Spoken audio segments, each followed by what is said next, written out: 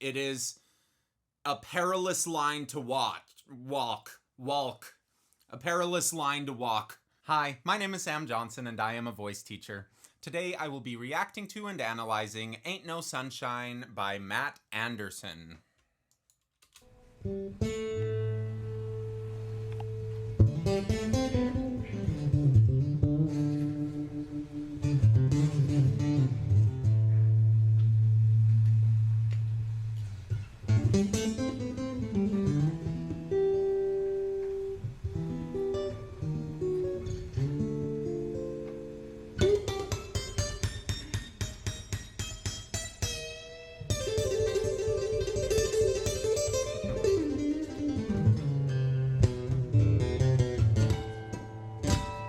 Okay, so I'm not a great guitarist, but what he's doing is really cool, and I like it. I'm already interested to hear what he sounds like as a singer, because if he has any of the emotion that he's putting into playing guitar when he's singing, we're in for a good time. There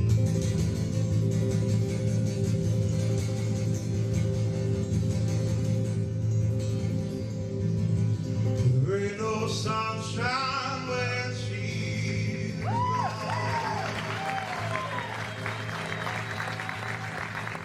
Yeah, I wasn't expecting that tone quality. That's like a lot richer of a sound than I think I was expecting. I also, the sustain with the vibrato is another clue of like, okay, this guy knows what he's doing already. And the more of those kind of clues that you put out at the beginning of a performance that are like, this person knows what he's doing, what they're doing, and is someone that I can kind of trust, it makes the audience want to be on your side more.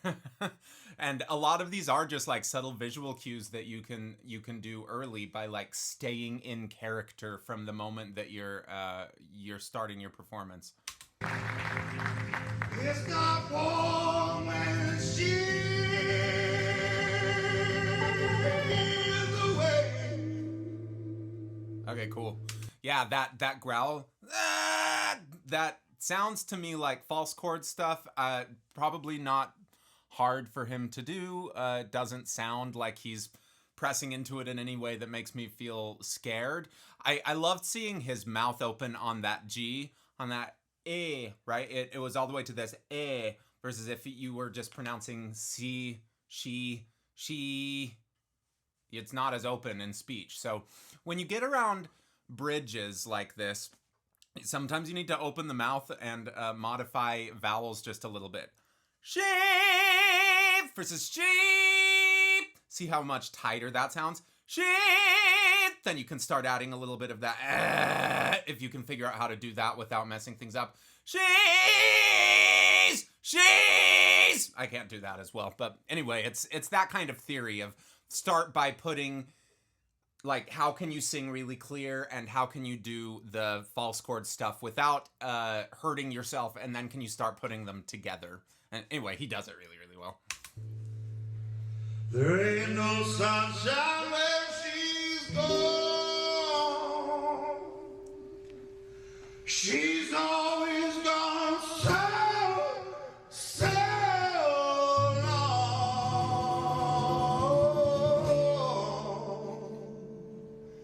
It's good. It's good. I don't know. Part of me always really likes things to be fast, and this starts feeling just, a little slower, but it makes sense why he's doing it. It's a 6-minute video. You have room to kind of ramp things up or whatever, but anyway, that's the hater of me that's like, can we just hurry this up a little bit? But he's doing everything like exactly how he should, and his vocal quality is just beautiful. Anytime she goes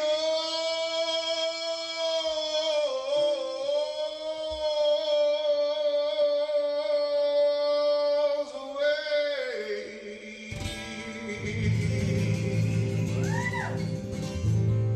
Yeah,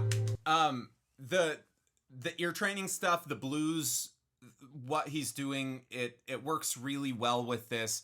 Again, I just feel like it's really, really slow, and sometimes I just wonder, does it need to be that slow? Are we being slow for emotion's sake, or are we being slow because it's like a show-offy thing, or are we being slow just because we want to hear our own voice? And I I'm gonna give him benefit of the doubt of like it's emotion's sake because he looks like a very emotive performer, and I know I'm stopping this so often that it's hard to get a full picture of like how all of this stuff puts together. And I'm sure if I was watching all 6 minutes, it would probably feel much better paced for me. But that's just something that like when I'm watching people sing things like the US national anthem, it feels like they just slow things down and add notes just for the sake of adding notes rather than for any of that. And again, I think that he is an example of doing it really well because I'm not like, oh my gosh, I really want to stop listening to this.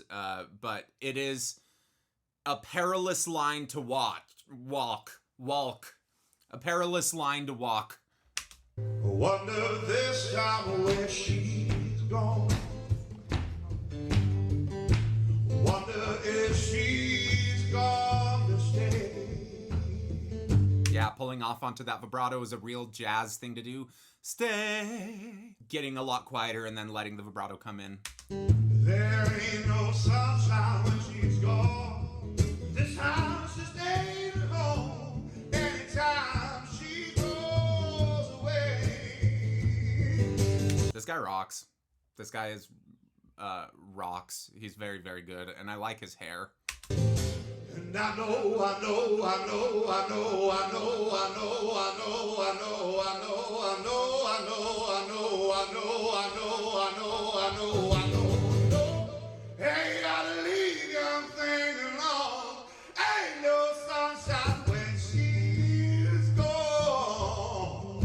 Yeah, so I like that. He was playing with a little bit more of the push and pull kind of stuff, speeding some parts up, giving a little bit of that contrast. And he does have such like emotion in his voice, such kind of a soul quality that slowing things down kind of forces you to sit in that pain longer and longer and longer. And I think that that's a good way to show discomfort, right? Is slowing it down and using these kind of more distorted sounds, which I think he's doing really well. Like there's nothing about that makes me think like, oh, he's only able to do this because he's drunk or he smoke a lot or because he is blowing his voice out.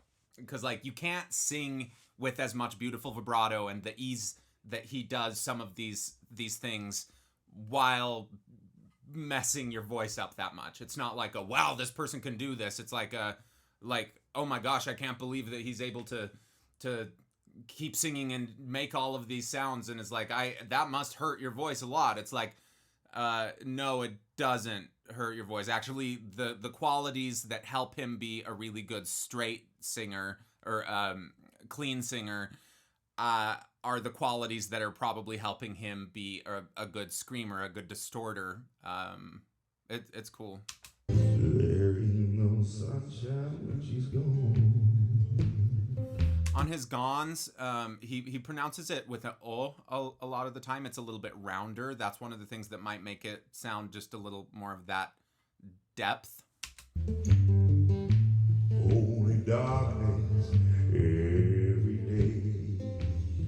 And he does have a cool range, right? He's going down to G 2. So he's covering 2 octaves, just over 2 octaves so far, which I think is a good kind of baseline goal to be able to sing a lot of stuff. If you can kind of cover 2 octaves of range and it all sounds like generally the same instrument and you can do some different volumes on pretty much every note, then that gives you a lot of availability to start singing a bunch of stuff. And I'm not like a huge believer in like how big your range is really matters, but it does definitely give you options. There ain't no sunshine when she's gone. This house just ain't home.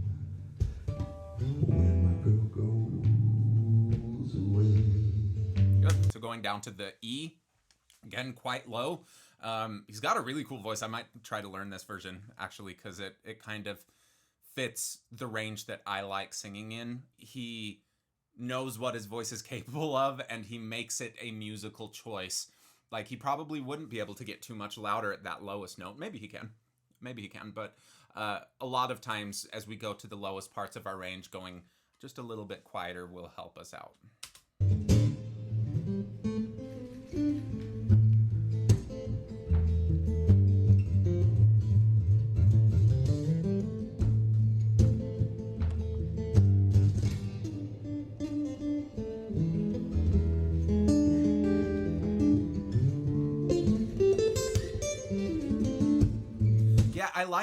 I really like his guitar playing. I really like his emotion in his guitar playing. He looks like really casually emotive. And his singing, I guess so much of it has been that really forceful quality that it's harder for me to get that more laid back kind of feeling. But yeah, I really like what he's doing to show his connection to emotion while he's playing guitar. That's something that if we turned off all the sound and kind of lip synced what he was doing just to kind of get used to what a face and a body might even be capable of doing. I think sometimes copying someone's actions like that can convince our body like we are capable of feeling different things, if that makes any sense. So anyway, lip sync his guitar playing face.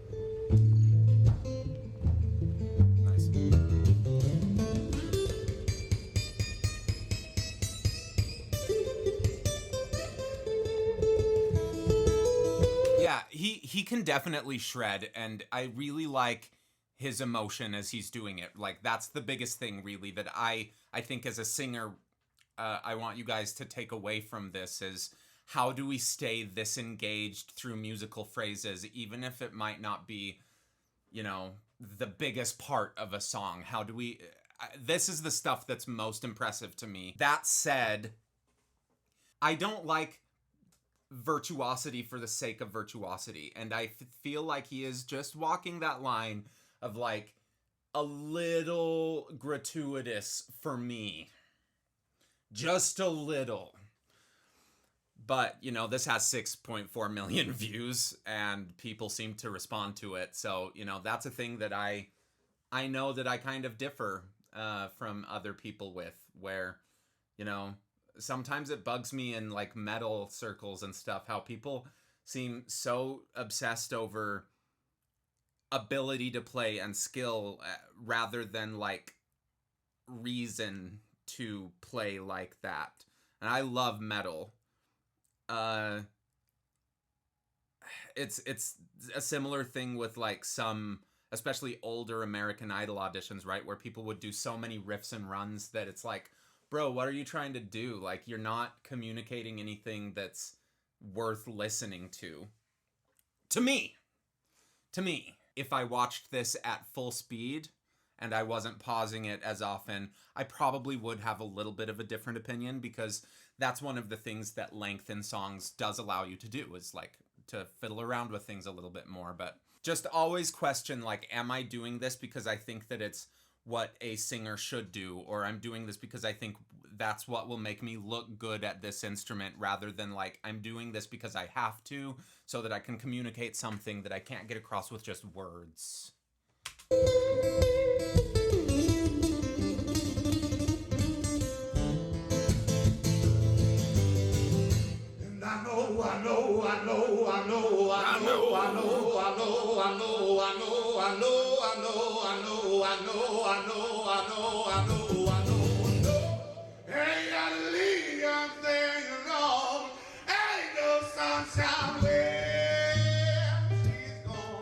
Good, so now he's gone up to that A. He opens his mouth a little bit more on that one, which raises the first formant value, which tends to...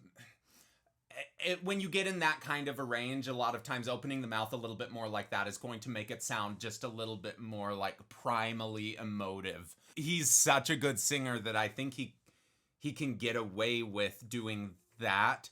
It is a thing that pushes the envelope a little bit, right? I bet that if he did close his mouth just a little bit more on that one and he asked for it to be clean and vibrato, it would be like comparable to anyone you would hear at like a big opera house. I think that he's like very capable of doing that kind of stuff, even with just like a few minor tweaks.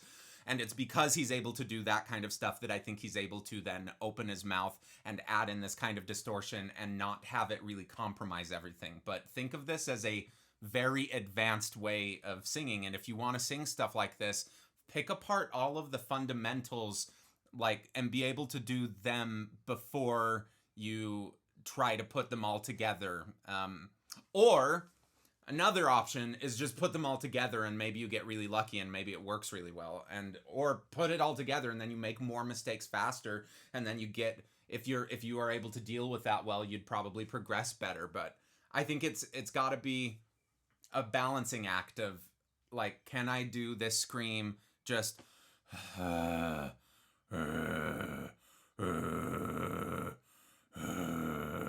I do that and not have it hurt? Can I sing this high note and not have it hurt? And then maybe put them together. This guy's, he's really good. Ain't no sunshine when she's gone. It's not warm when she's away. I love the differing timbres in different parts of his range, how, you know, his lower stuff is just a little bit more gentle, his high stuff is, it always has some of that kind of force. And I guess if I were wanting any more variety, or if he was like, how could I make this more variety or something, I'd be like, okay, well, the qualities you get up at the top of your range sound awesome. The qualities you get at the bottom of your range sound awesome. What would happen if you asked for some of those qualities at the bottom of your range instead of the top? And vice versa, right? Sing with that same gentleness at the top sometimes, I think would show just a different side to the performance. But that said, what he's doing is right, and it works. There ain't no sunshine when she's gone. This house ain't a home when my good girl goes away. Yeah, I love the jazzy vibrato at the end of most of these phrases. Still I wonder this time where she's gone. Yeah, that time when you went up to the highest she's, like the voice broke a little bit, but because it's kind of the expected quality with this, it's totally fine.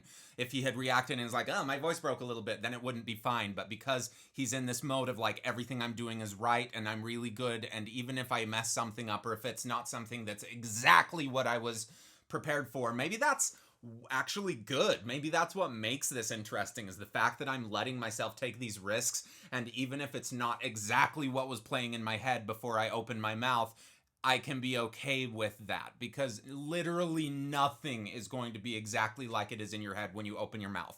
It still means we should like ask for, like, can we expect pretty reasonably to be able to make sounds that we hear in our head? I do think that's an important thing to kind of tune in, so that like, okay, I know if I hear this thing and then I ask for it, it will probably be pretty similar. But when you're in a performance and you're feeling the emotion and stuff, a lot of that stuff is going to get a little bit wacky, and you need to like just run with it, because it's what actually makes things really interesting. If it was just everything that was in your head all the time, I think like that you were consciously managing, that's just not as inherently interesting as like what he's doing, which is letting his entirety of being come through this and just being like, I'm not going to apologize for any of the sounds that kind of come out.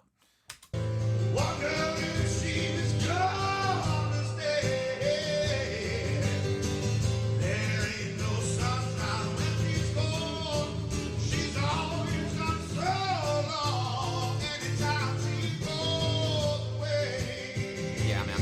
Like that vocalizing stuff is so nice. And if we were working together, I would ask him to do it clean a few times. I don't think it would be any problem at all for him, but I just love people to cross-train. So if you're going to be spending most of your time in this genre and you're going to be using this dirtier voice a lot, I just want to make sure that when you're warming up, you don't have to. I think it's really healthy to feel like anything that we're choosing to do is kind of a choice. Because again, I think that freedom that comes from being like, okay, I know I can do this a bunch of different ways. I'm going to just trust that my emotions will choose the best one, is really important for singing at a high level. He's got that in spades. Anytime she goes away.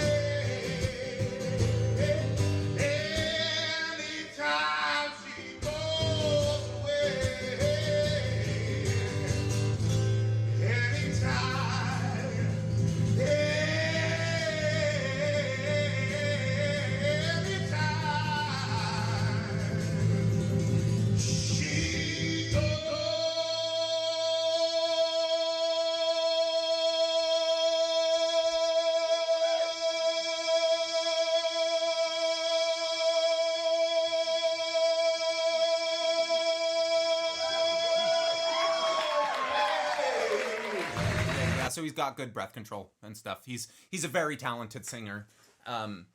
I if you are one of the people who watches this and is like, holy shit, what is going on? This is so cool.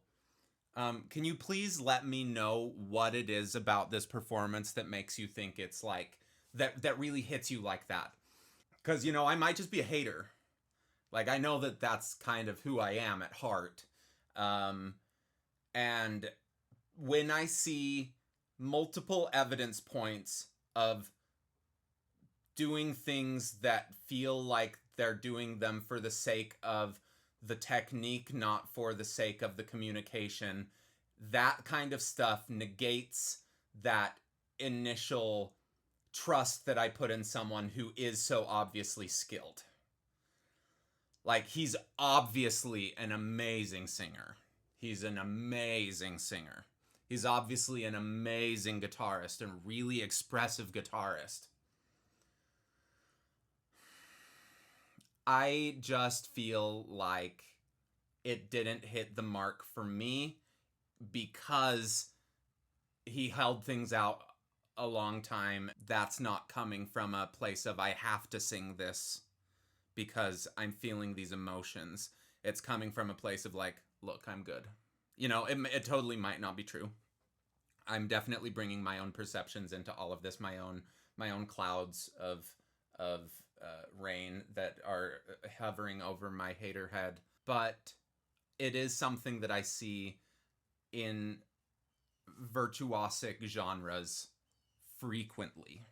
I see it with fans talking about how this person's such a good singer because they're able to sing for 30 seconds, or they're able to sing this run really well, or they're able to do X, Y, or Z. And I just think that it ignores why like a child might love music or might love singing. And I know we can mature and I know there are different reasons to love things and all of that, but like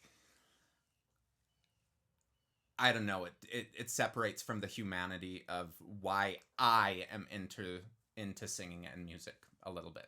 That said, this guy freaking rocks. I would love to go see him any day of the week. Like he's really really really good. Thank you for watching. Please leave some comments and go sign up for a voice lesson with me at vocalese.net. If you disagree with everything that I said, I would love for you to come book 30 minutes with me and tell me everything to my face about what you were actually believing, because that time is yours and I won't say no to you signing up and using it how you want to. Have a great day.